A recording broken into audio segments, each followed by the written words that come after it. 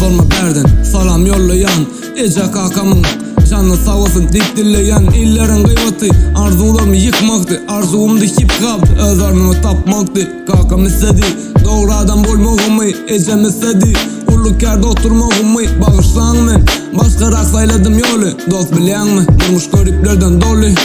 Bize mulluluk yanlışıp öğrendik, kâte yıkıllık durup öne yürüdük.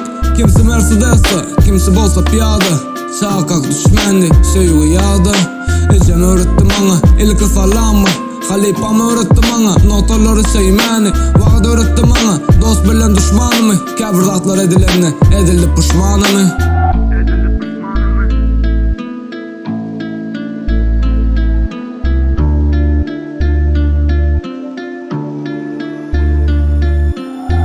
Yok ece, bana busun ottun. Yadadım benim, duygularımı beyan etmekten. Yadadım çalakalaysan, aşaktan çekenlerden. Yadadım dost diyen düşmanlardan. Nem için söyleyeken, emma seyilmeyen. Hiç kim tapan ol, hiç buna cevap. Hiç vatmen hakikati gizlemeyen. Acın karın doyurmak, bulan bir sevap.